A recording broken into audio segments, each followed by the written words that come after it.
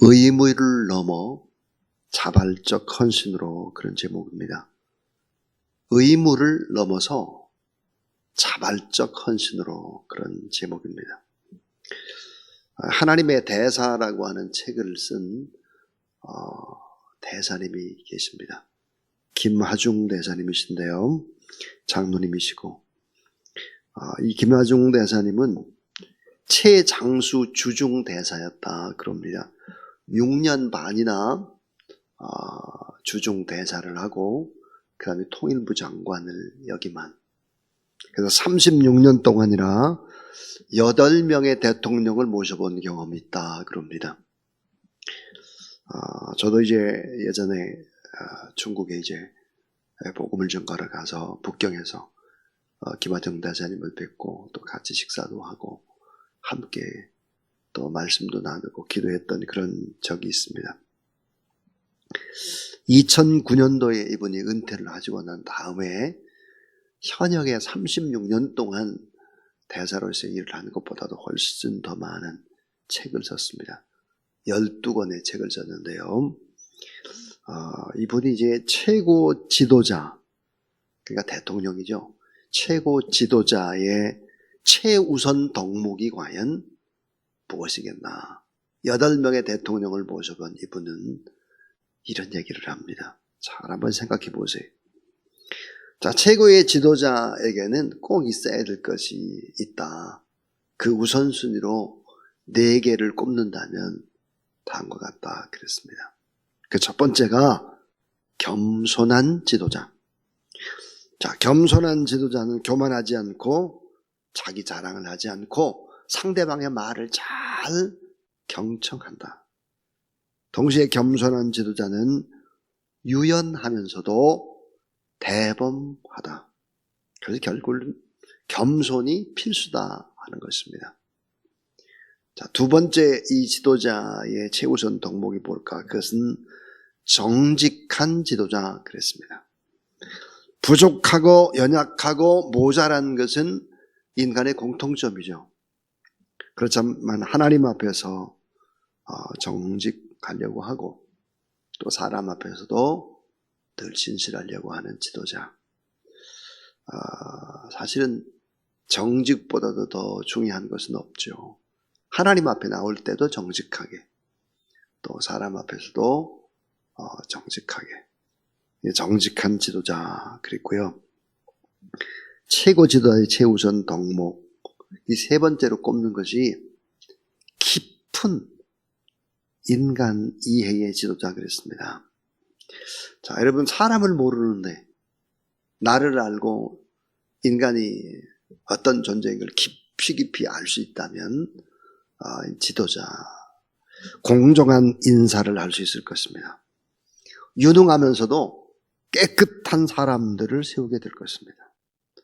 깊이 있는 인간 이해가 필수다 하는 것이죠. 마지막 네 번째는 그랬습니다. 자기 성찰의 지도자. 자기 성찰. 자, 지도자라고 하는 것은 고도의 평정심을 유지하지 않으면 안 되는 것이죠. 가정의 가장도 그런데요. 또 작은 기업체 사장님도 그런데요. 대한민국이라는 큰 그 나라, 경제, 세계 경제 10위권에 있는 그런 참 작은 것도 볼 수 있어야 되겠지만 큰 것, 이 글로벌한 이런 시대 속에서 지도자가 된다고 하는 것은 늘 자기 성찰을 해야 되고, 그래야 많은 유혹들을 이긴다. 하나님을 두려워하지 않고 하나님 앞에 자기를 바라보지 않는 지도자는 훌륭한 지도자가 될 수가 없다. 그런 얘기를 합니다. 우리나라의 역사를 보면, 자, 고려가 귀족과 불교의 나라였습니다. 시작이 그러합니다. 시작이. 그럼 조선은 어떤 나라였을까? 사대부와 유교의 나라입니다. 유교. 그럼 대한민국은 어떤 나라였을까 하는 거예요. 잘 생각해 보세요. 이 대한민국은 기독교 정신 위에 세워진 자유민주 공화국입니다. 이거 인정하기 싫어도 인정할 수밖에 없어요. 예수를 안 믿는 사람들은 말도 안 돼. 어떻게 대한민국이 기독교 정신에 세워진 자유민주공화국이야? 이렇게 떠드는 사람들이 있습니다. 그러나 역사를 알면 그렇게 말을 못하죠. 1948년 5월 10일에 총선거를 실시해서 제1대 국회가 열렸습니다. 재헌국회죠.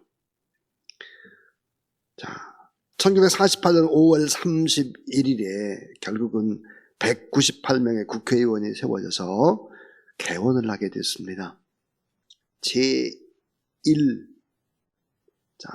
헌법을 만들고 그리고는 첫 번 국회의원들이 모인 것이죠. 모든 국회의원들 198명이 다 일어나서 하나님 앞에 감사 기도를 합시다 그랬죠. 여러분, 국회의원들이 처음 헌법을 제정을 이제 다 국민들의 동의를 얻어서 하고 198명이 무엇으로 국회를 시작한지 아시죠? 자, 이승만 대통령이 다 우리 자리에서 일어납시다. 다 기립을 했습니다. 그리고는 국회의원 가운데 이윤영 의원이 기도로 시작을 했습니다. 이윤영 의원은 누굴까? 감리교회 목사님 있습니다. 그 목사님이 이 나라의 민족 가운데 처음 국회를 열 때 기도로 시작을 했습니다.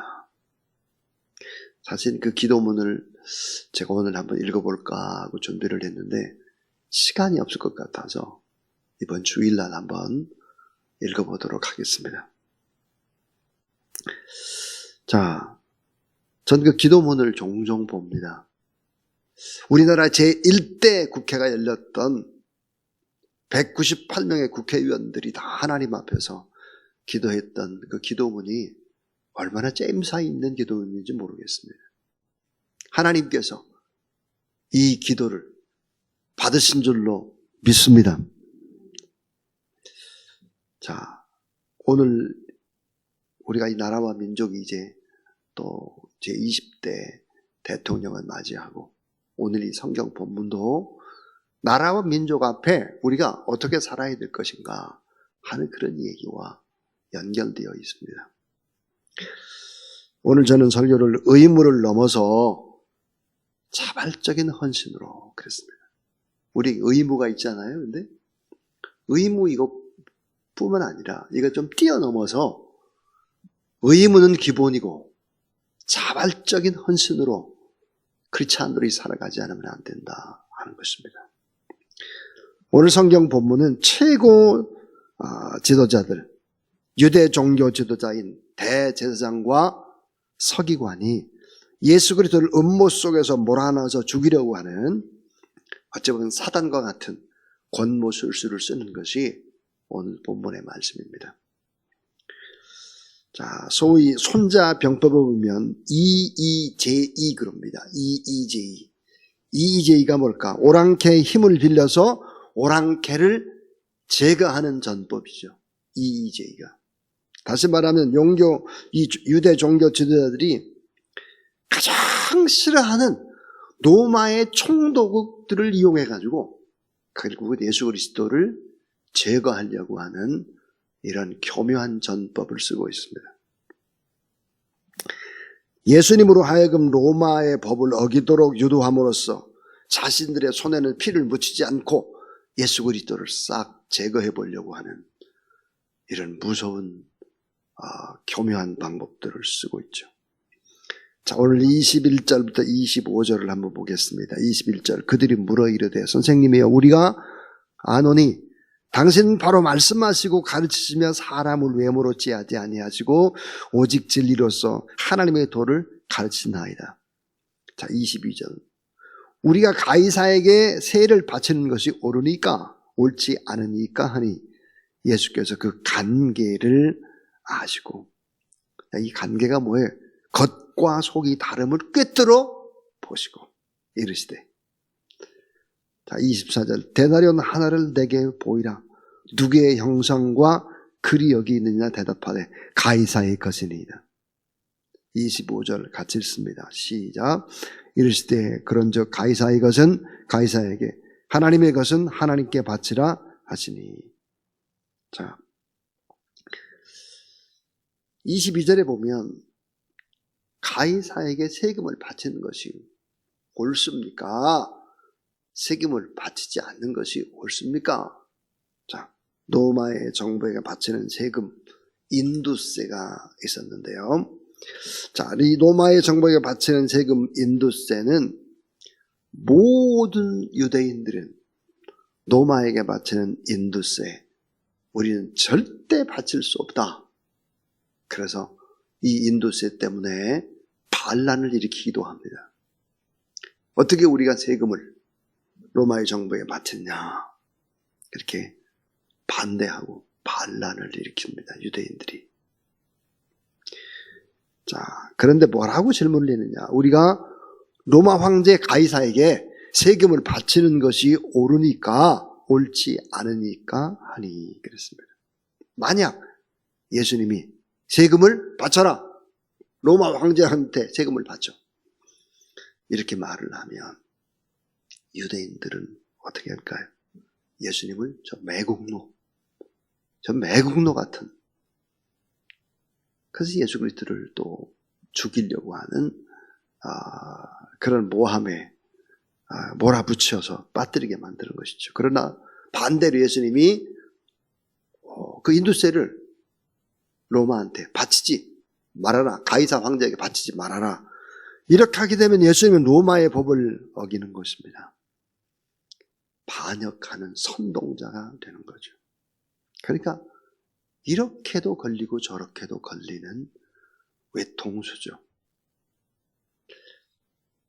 자, 24절 25절 보니까 동전 하나를 가지고 와봐라. 동전 이렇게 보니까 누구의 형상과 누구의 글이 있느냐, 예수님 부르실 때 대답하기를 가이사 황제의 형상입니다. 예수님의 말씀, 가이사의 것은 가이사에게 바쳐라, 하나님의 것은 하나님께 바쳐라. 기가 막힌 대답으로 피하셨죠. 여기서 우리는 대단히 중요한 교훈 세 가지, 꼭 잊지 말아야 될 교훈 세 가지를 발견할 수 있습니다. 그 형상이 누구 형상이냐? 로마 황제 가이사의 것입니다. 그렇다면 그 형상 주인한테 바쳐라. 그리고 하나님 형상이면 하나님 앞에 바쳐라, 그 말이에요. 자, 첫 번째, 우리는 하나님의 형상이 새겨진 하나님의 소유다 하는 것입니다. 우리는 하나님의 형상에 새겨진 하나님의 소유다. 그러니까 우리는 하나님 앞에 바쳐야 한다는 것입니다. 하나님께 바쳐진 존재, 내가 내 몸이라고 해서 내 마음껏 해도 되는 것이 아니고, 내 가정, 내 물질, 내 장래 다 하나님의 형상이 새겨진 하나님의 소유, 하나님 앞에 바쳐진 존재다. 나 자신이 그렇다는 거예요. 자, 가이사의 형상에 새겨진 것은 가이사의 것, 하나님의 형상에 새겨진 것은 하나님의 것이다.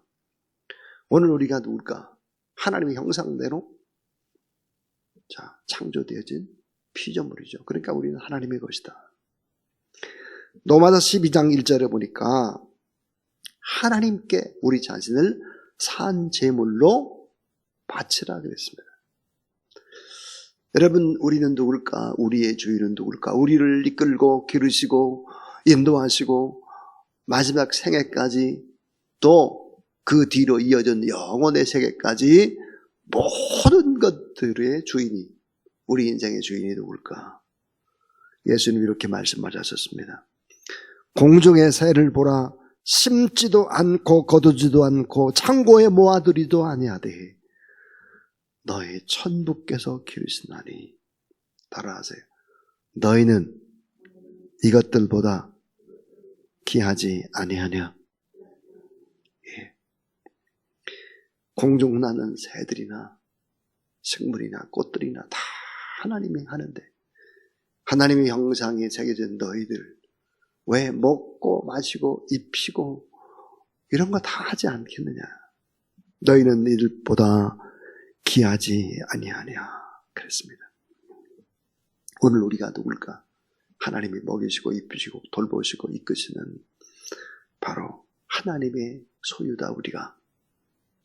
그러니까 우리는 하나님의 형상에 새겨진 하나님의 소유다. 우리는 하나님 앞에 우리의 모든 것들을 바쳐야 되는 바쳐진 존재다. 이 사실을 잊어서는 안 된다 하는 것입니다. 두 번째입니다. 두 번째는 우리는 국가에 대한 의무를 감당해야 한다 하는 것입니다. 우리는 국가에 대한 의무를 감당해야 된다. 우리는 뭘까요? 국가의 소유입니다. 자, 국가의 흥망성쇠는 온전히 하나님의 주권에 달려 있습니다. 온 세계와 역사의 주인이기 때문에 그렇죠. 그런데 그 역사의 주인, 온 세계의 주인이신 하나님께서 뭐라고 말씀하시나?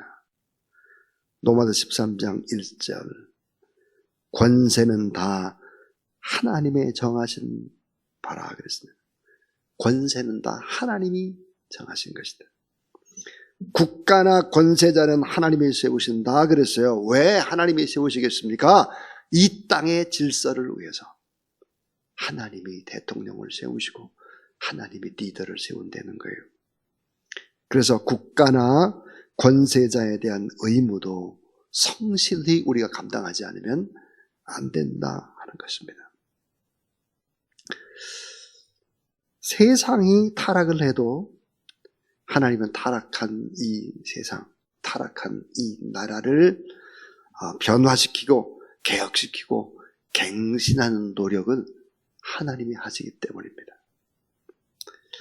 그래서 하나님이 그 놀라운 일들을 계획을 국가에 대한 계획들도 가지고 있어서 국가의 지도자를 세우는 것이다. 로마서 13장 6절부터 7절에 보니까 국세를 바쳐라. 국가에다 세금을 바치고 그 다음에 또 두려움으로 존경함으로 지도자를 바라보라 그랬습니다. 우리 꼭 기억해야 될 것이 있습니다. 지금 대통령 선거가 다 끝이 났습니다. 정말 역사상 우리나라 역사상 최고의 박빙이었다 그래요. 이제는 여야 할 것 없이 진영의 논리에 갇히지 않고 세운 지도자를 하나님이 세우셨다라고 인정을 하고 그리고 믿고 나가야 하는 것입니다. 난 저 사람 싫어 미워 언제까지 그럴 겁니까? 특별히 그렇지 않은들은 제가 대통령 선거 이전에도 기도 제목이 뭐였습니까? 1번이 되든 2번이 되든 3번이 되든 하나님이 세우면 그분은 하나님이 세운 대통령이다 이렇게 생각을 해야 한다. 제가 그렇게 이야기를 했던 것이 바로 이게 바로 성경이기 때문입니다. 우리는 국가에 대한 의무를 잘 감당하고 국가의 소유다. 그러니까 또 지도자를 믿고 따르고 또 기도하고 우리와 다른 방향으로 나가도 하나님 앞에 간구하며 그렇게 나가야 된다. 왜? 하나님이 세우시고 하나님의 나라와 민족을 이끌어가기 때문이다 하는 얘기. 마지막 세 번째는 우리는 하나님 나라의 시민의 의무를 기쁨으로 감당해야 된다. 우리는 누굴까? 우리는 대한민국의 시민이면서 동시에 천국의 시민입니다. 천국 시민권자. 이 천국 시민권자에게도 의무가 있습니다. 이 의무를 기쁨으로 감당을 해야 된다. 우리는 하나님 나라의 소유입니다. 하나님 나라의 소유다 우리가. 그러므로 여러분 하나님 나라의 그 시민의 의무를 기쁨으로 감당하면서 이것을 더 뛰어넘는 헌신이 우리에게 있어야 된다 하는 것입니다. 그 헌신이 무엇이겠습니까? 이런 것입니까? 여호와를 경외하며 주의를 거룩하게 지키는 거예요. 여호와를 경외하면서 주의를 거룩하게 지키는 것이죠. 또 하나 볼까요? 11조를 하나님 앞에 드리는 것입니다. 11조는 어때요? 11조의 정신이 뭐죠? 모든 주권은 하나님께 있습니다. 하나님이 공급자입니다. 10의 10이 다 하나님의 것인데 우리가 10의 1을 먼저 드리는 것은 모두 다 하나님의 것이라고 하는 주권을 선포하는 것입니다. 또 하나 하나님 나라의 시민의 의무 뭘까? 그것은 복음 전파입니다. 복음 전파의 사명을 감당하는 것이죠. 복음. 이 복음이 아니면 그 어떤 영적인 흐름과 반듯한 질서와 평안과 기쁨과 감사와 행복과 영원으로 이어지는 구원의 기적 있을 수 없죠. 그러므로 복음 전파의 사명을 감당하는 것입니다.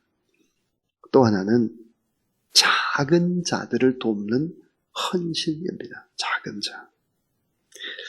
나의 달려갈 길과 주 예수께 받은 사명, 곧 하나님의 은혜의 복음을 전가하는 일을 마치려 하면은 나의 몸을 조금 더 귀한 것을 여기지 않겠다 그랬어요.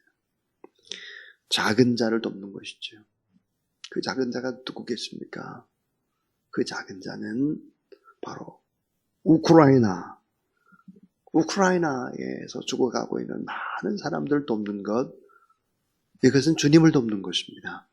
작은 자를 돕는 것이죠. 또 하나, 울진, 삼척, 동해, 강릉, 산불이 막 났습니다. 우리가 직접 가서 좀 돕고, 제가 아는 울진의 교회도 불이 타버렸더라고요. 이런 교회들을 돕고, 또 그렇지 못하면 물질로 돕고, 기도로 돕고, 이렇게 해야 작은 자를 돕는 하나님 나라의 시민권자로서의 일을 감당하는 거예요. 오늘 저는 설교가 의무를 좀 뛰어넘어서 자발적인 헌신으로 가자. 겨우겨우 의무만을 감당하는 것이 아니라 이 의무를 감당 못하는 사람들도 많잖아요. 근데 이것보다 훨씬 더 뛰어넘었으면 좋겠다. 그것이 뭐예요? 하나님의 뜻이다 하는 것입니다. 자, 우리는 하나님의 형상에 새겨진 하나님의 소유다. 하나님 앞에 바쳐진 존재다. 내 거라고 주장을 하지 말아라. 우리는 국가에 대한 의무를 감당해야 된다. 국가의 소유이기 때문에 세워진 지도자들도 모실 수 있어야 되고 섬길 수 있어야 된다 하는 거죠. 그 다음 하나님 나라의 시민의 의무를 기쁨으로 감당하라. 우리는 하나님 나라의 소유들이다. 그럼 하나님 나라가 세워져 가려면, 교회가 세워져 가려면 이런 네 가지 의무, 여호와를 경외해서 주기를 잘 지키고 11조를 하나님 앞에 드리고 복음 전파의 사명을 감당하고 작은 자를 돕는 일에 간신히 하는 것이 아니라 의무를 뛰어넘어 자발적인 헌신의 기쁨으로 이 일들을 감당해 나가는 저와 여러분, 우리 모든 사람들 다 되기를 주님의 이름으로 축원합니다. 95장 찬송 하나님 앞에 드리겠습니다.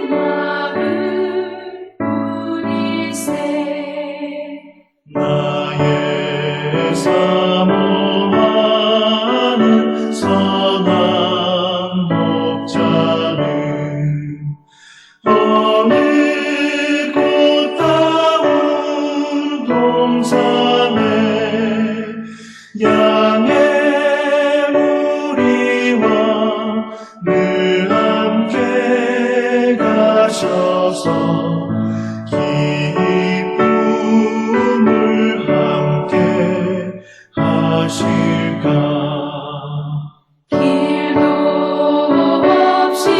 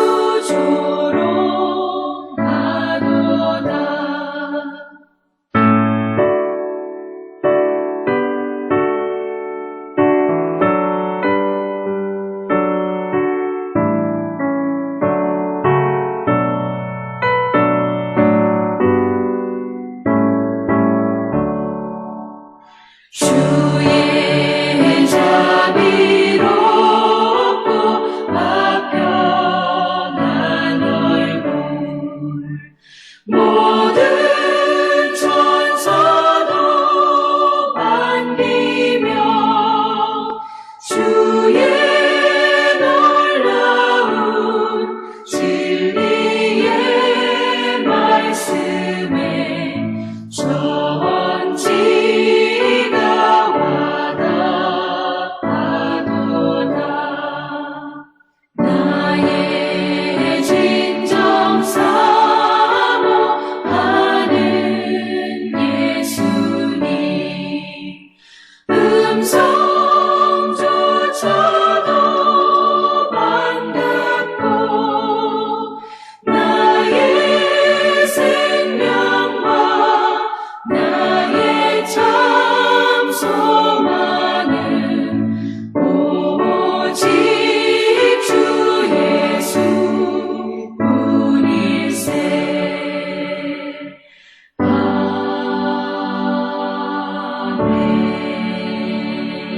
아멘.